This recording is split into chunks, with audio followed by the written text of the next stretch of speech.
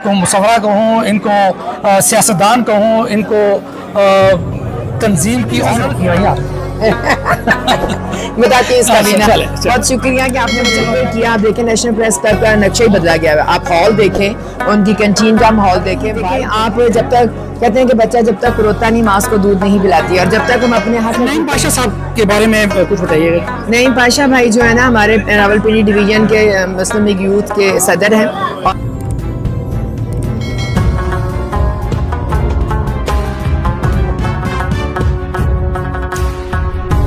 पूछते हैं मैडम आसमा भट्ट साहिबा से। मैडम आप मौजूद है यहाँ पे नेशनल प्रेस क्लब में, इलेक्शन का दौर है, इलेक्शन की गहमा गहमी है यहाँ पे, क्या महसूस कर रही हैं, कैसे देख रही हैं आप अपनी नजर से? थैंक यू जी, बहुत शुक्रिया। लेकिन सवाल से पहले अगर एक सवाल पूछ लो, अगर इजाजत हो। जी जी पूछिए। सोटी की से रखी है आपने? बताती हूँ इसका भी ना। बहुत शुक्रिया कि आपने मुझे मौका दिया है। एक्चुअली देखें, आर्टिस्ट है, सियासतदान है, हमारा जो भी ताल्लुक है हमारा सहाफ़ी के साथ एक चोली दामन का एक साथ होता है ना, वो है। ना तो सियासतदान मीडिया के बगैर कुछ है, ना ही आर्टिस्ट मीडिया के बगैर। और ख़ास तौर पे जहाँ पे लीड अफजल भट्ट साहब कर रहे हों और उनकी रहनुमाई में ये नेशनल प्रेस क्लब की जो रौनकें हैं, मेरा नहीं ख्याल है कि कोई और बंदा इस तरह की एक्टिविटी या इस तरह लोगों को साथ लेकर चले।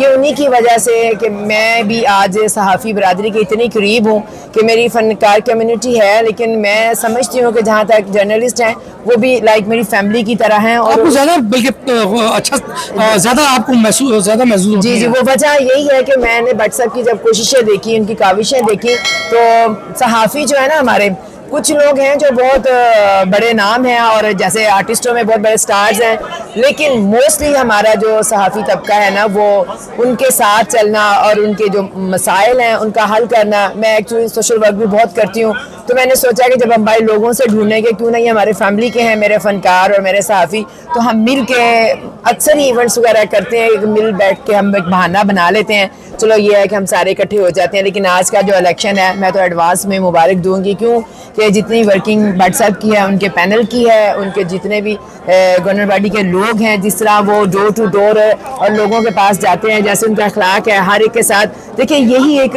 होती है चीज़ कि आप क्या डिलीवर करते हो।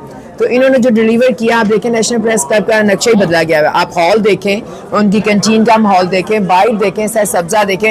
ये बनाने से जी बनाने से ही बनता है। जो अपने घरों की हिफाजत कर लेते हैं तो मेरा ख्याल उनको सरबराह मान लेना चाहिए। अच्छा एक चीज़ और जी, ये तो इलेक्शन की बात होगी, लाहौर क्या करने की थी मैडम? मैं लाहौर में अक्सर मेरे इवेंट्स होते हैं, लेकिन उन दिनों हमारे एक बड़े सीनियर कॉमेडियन है लकी डियर साहब, बहुत बीमार थे और बड़ी वो क्रिटिकल हालत में थे और वो हॉस्पिटल में एडमिट थे। जब मुझे पता चला तो फिर मैं यहाँ से गई और वहाँ जाके फिर मैंने लाहौर का मीडिया जो है, मैं उनको भी सल्यूट करती हूँ कि यहाँ का मीडिया हो, लाहौर का हो, हमेशा से मेरा उन्होंने साथ दिया है। क्योंकि मैं एक कॉज लेके चलती हूँ, मैं किसी मकसद के लिए किसी के साथ खड़ी होती हूँ, तो वो मैं इनको हमेशा से थैंक यू कहती हूँ, सल्यूट ही करती हूँ कि वो मेरे साथ खड़े हो जाते हैं। हमारे जाने से, हमारे वो व्लॉग करने से, मुख्तलिफ जो हैं चैनल के लोगों के आने से असर ये हुआ कि हमारी हुकूमती सतहों पे भी दीवारें हिल गईं।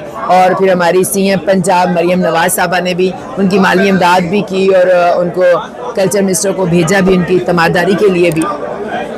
ये वो लोग हैं जी जिनकी इज्जत इसलिए की जाती है कि ये अपने काम के साथ कमिटेड हैं, अपने एम के साथ कमिटेड हैं और जो तहिया करते हैं, जो फैसला करते हैं उस पर अटल रहते हैं।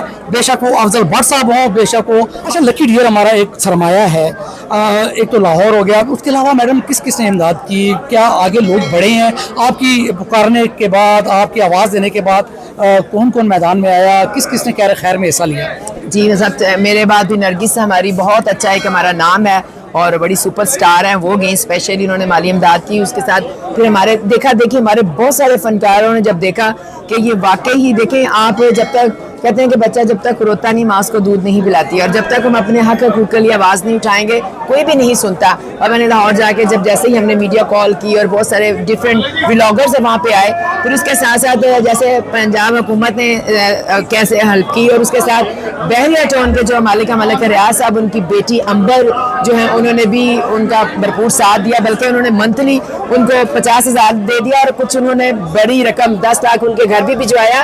अब सुनने में है कि उनके घर का सारा डिकोर वो चेंज कर रही हैं, क्योंकि हमारे फनकार जो होते हैं, जो दिन रात कमा के अपने बच्चों को पालते हैं, वो अपने घरों में उस तरह का माहौल नहीं क्रिएट कर सकते हैं। तो ये मैं बहरिया टाउन का भी शुक्रिया अदा करूँगी और अंबर जी का भी कि उन्होंने हमारे ऐसे दुखी फनकारों को, बीमार फनकारों की सरपरस्ती की। ये जी हमारे असल चेहरे, ये है हमारे असल हीरोज जो खुद निकलते हैं, अपनी अना को मारते हैं, अपनी शख्सियत को मारते हैं, लेकिन दूसरों को जिंदा रखने के। नईम पाशा साहब के बारे में कुछ बताइएगा। नईम पाशा भाई जो है ना, हमारे रावलपिंडी डिवीज़न के मुस्लिम लीग यूथ के सदर हैं, और मेरा भी आपको पता है कि मैं सियासी लोगों के साथ और ख़ास तौर पे हमारी मौजूदा हुकूमत जो है मियाँ मोहम्मद नवाज शरीफ के साथ मेरी मोहब्बतें हैं, समझ लें कि मेरा जुनून है, मेरा इश्क है मियाँ साहब। और उसकी वजह से, इस सारे नज़रिए की वजह से पाशा भाई के साथ बहुत ज़्यादा मेरे फैमिली टर्म्स हैं, और मैं जब इस कॉज के लिए निकलती हूँ तो वो मेरे शाना बशाना होते हैं। कोशिश हम करते हैं कि हम जब इस तरह का कोई फलाई काम करें, हम जरूर इकट्ठे हों, ताकि